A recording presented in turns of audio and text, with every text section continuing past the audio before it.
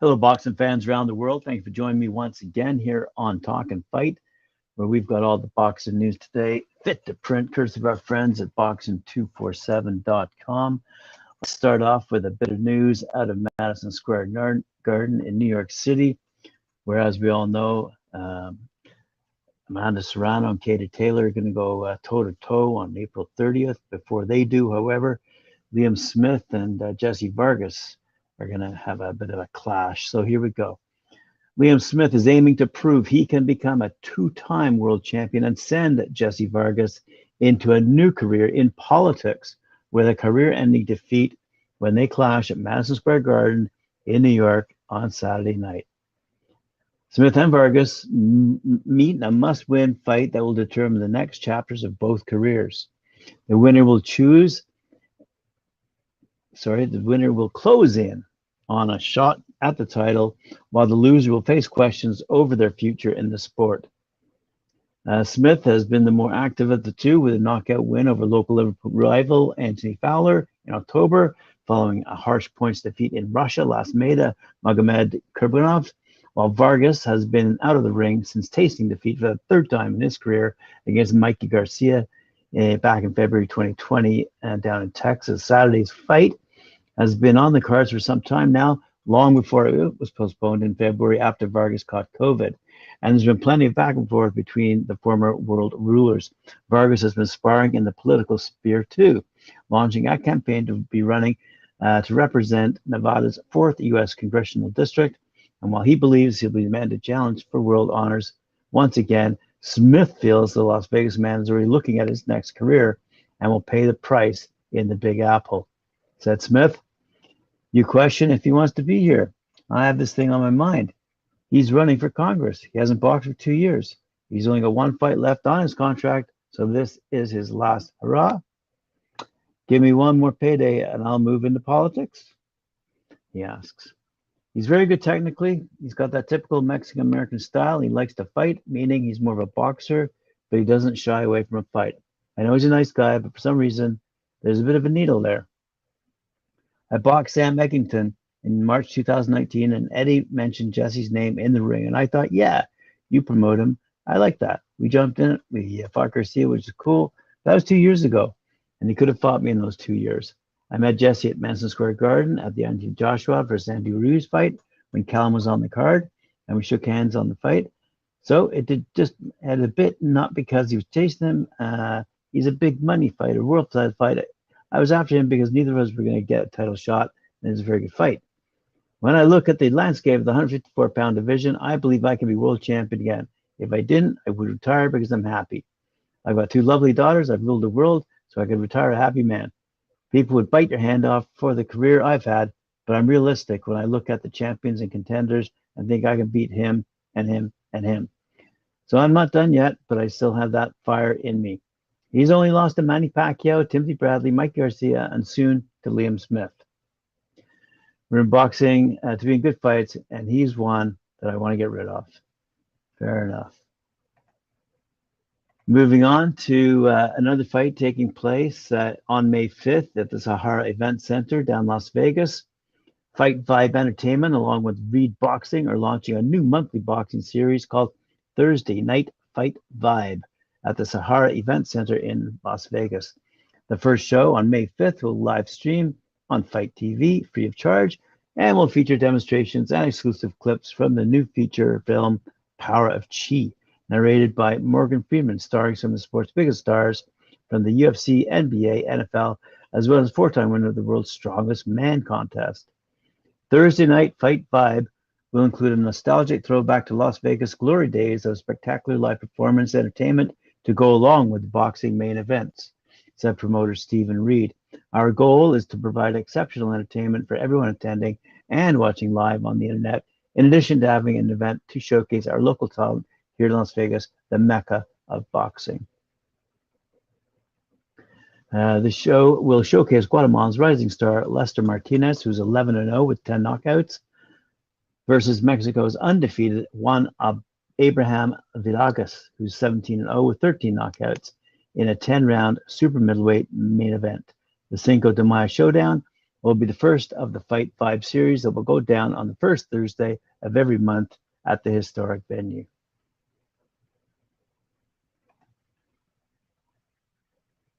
Down in Florida at the Parks Casino on May 13th, we're going to see D'Angelo Fuentes go toe-to-toe against James Early. Undefeated D'Angelo Fuentes, who's 7-0 out of Coconut Creek, Florida, will have his hands full in a 6-round featherweight bout against James Early out of Seat Pleasant, Maryland, as part of a 9-bout card at the Parks Casino on Friday, May 13th.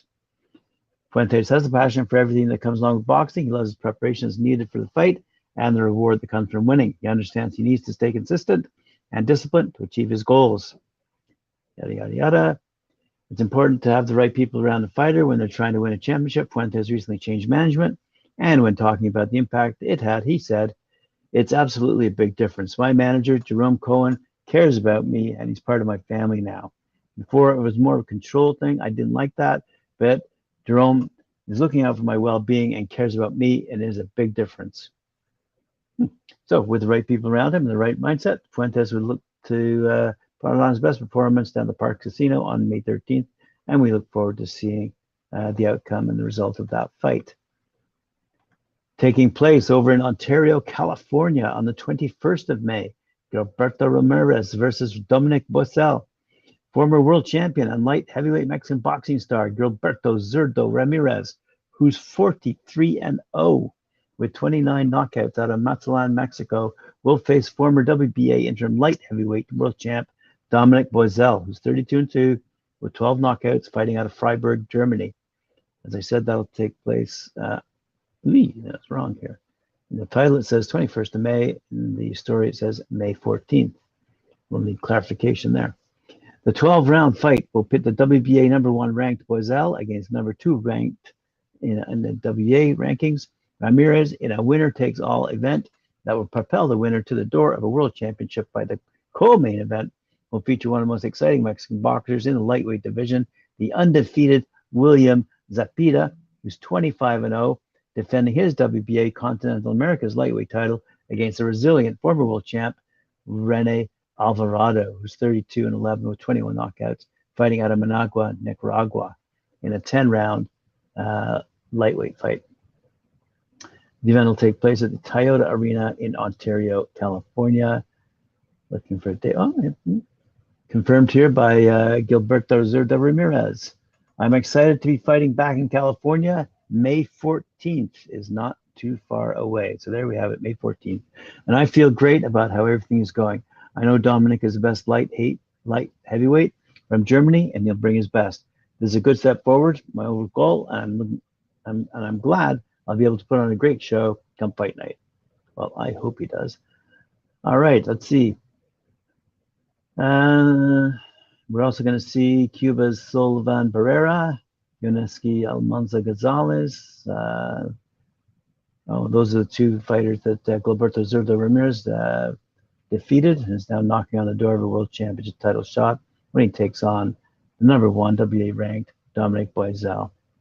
Good stuff taking place down in California.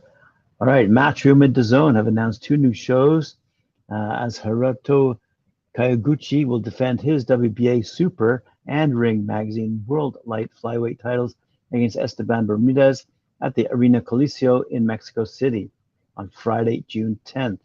Again, shown live worldwide on DAZN. And that's the latest installment of the Matchroom and DAZN fight series taking place in Mexico in association with Canelo Promotions and Class Y Talento.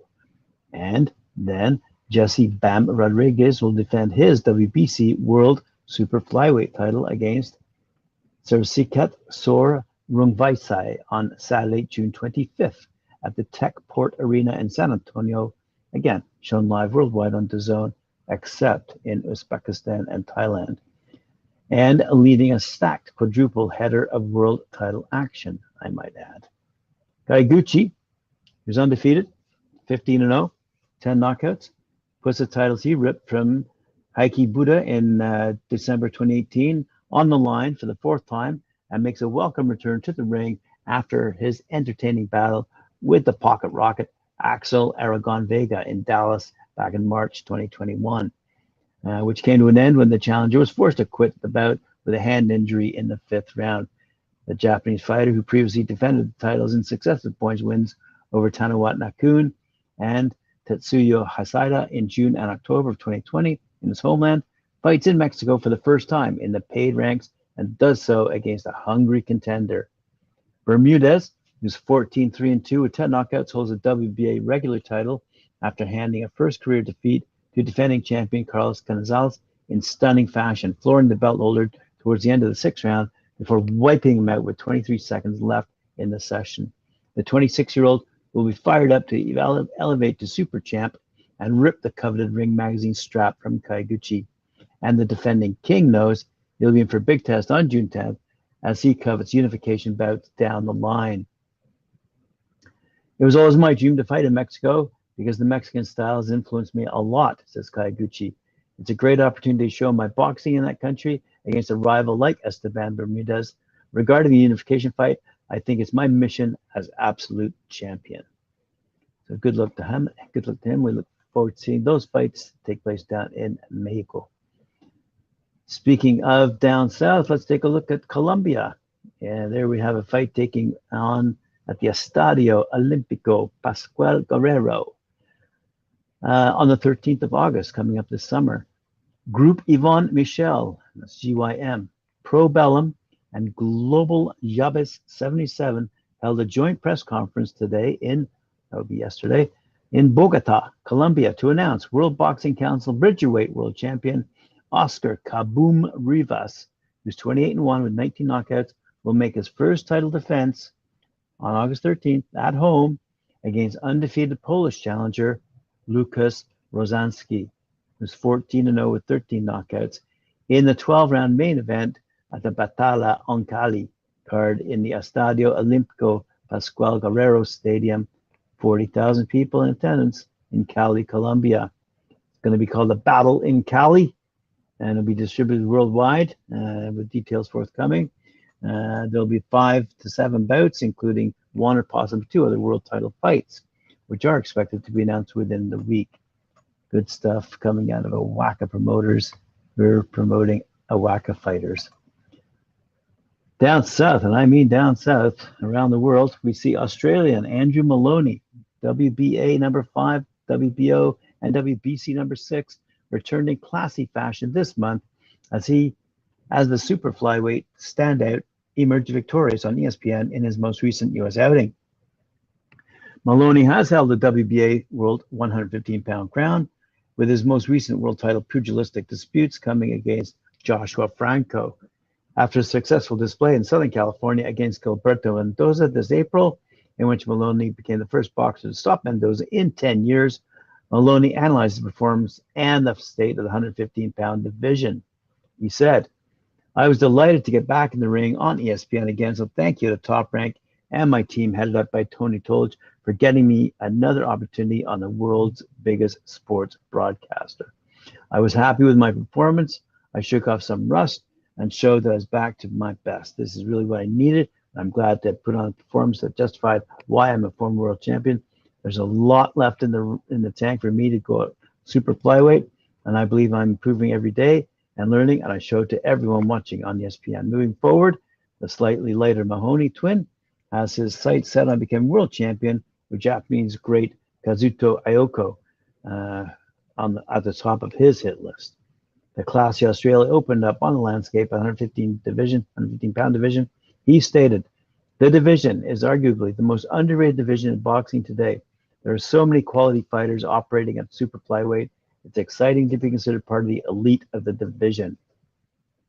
Fighters like Estrada are dream fights. I wouldn't ever turn those down. Ioka is a dream fight for any boxing purist.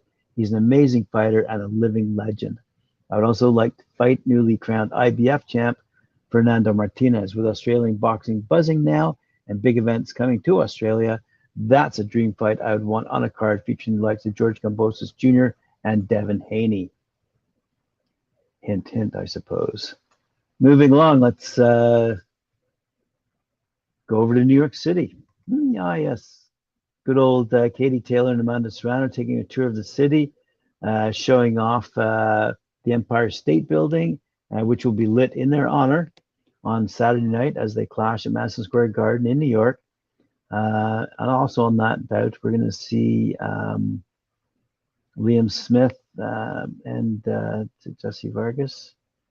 And also we're going to see Olympic gold medal star Galal Yafai make his American debut, who defends his WBC International Flyweight title against Miguel Cartagena in his second pro fight. Austin Amma Williams in a tough test with fellow unbeaten middleweight Todale Booker. Rishat Mati is always popular in his home city and meets the Albanian Bear. The Albanian Bear meets Joe Eli Hernandez over 8 rounds. Australia's Sky Nicholson, one of my favorites, fights for the second time as a pro against Shaneka Paisley Davis over 6 rounds. And light heavyweight talent Khalil Khoi makes a short trip from Jersey City to face William Langston over 6. Good stuff. I do have a quote from, where is it? Yes, from Amanda Serrano. Where'd it go? Amanda Serrano, who said, "Being a Latina from Brooklyn, I'm excited to say I've made it," said Serrano. "I'm fighting the main event at Madison Square Garden. I'm making 7 figures, a young Latina from Brooklyn. I never thought it could happen. I've never fought at Madison Square Garden. I did a tour there recently, and then we did the press conference there. I was in awe of it. I'm so honored to be fighting here. I made history at the Hulu Theater by becoming 7-weight world champ, and I won the Golden Gloves there too. It's full circle now, being able to be headlining in the big room and following some of the greats." Oh yes, there's a bit about it.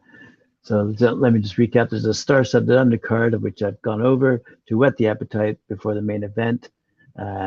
Jesse Vargas and Liam Smith meet in a must-win battle at super welterweight, and there's more undisputed action as I've described on the card as the Cruz, DAZN, and Queiroz decide who is the top dog at 168 pounds as well. So lots and lots of fighting going on that night. It's going to be an absolute fantastic card. Lots of entertainment there at Madison Square Gardens. I just want to end today's episode with a quick little story by Charles Brunn, who is quoting Ricky Hatton, who says Tyson Fury won't retire until he fights Alexander Usyk and Anthony Joshua, because those are 2 boxers that he needs to check before he walks away. 2 boxes that he needs to check before he walks away.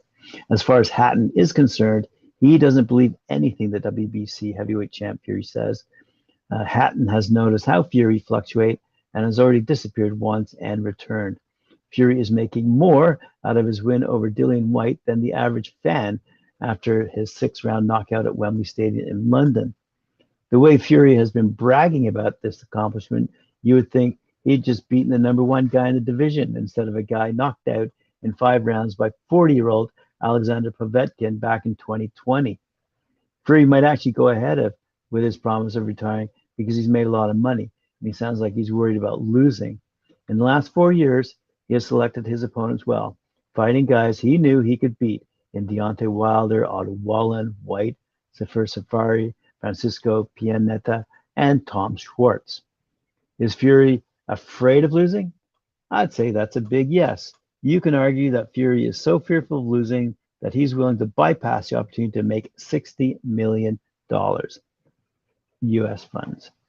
"I love Tyson Fury," said Hatton, "but it's very, very hard to believe a single word that comes out of his mouth. And I say that with love. You have to keep setting yourself goals. There's Anthony Joshua and Alexander Usyk. Tyson is Fury, he's #1. But everyone's saying, who would win out of the 3 of them? I don't think Tyson will want to retire until he ticks both them boxes and finds out. Tyson, get it done now. I'd rather him not be sat on the settee in 3 years saying, I want to fight them now," said Hatton. "I'll still be training every day. I'm going to stay in shape, enjoy my life, and be a normal person," said Tyson Fury to Top Rank Boxing when asked what he'll do with his life now that he's retiring.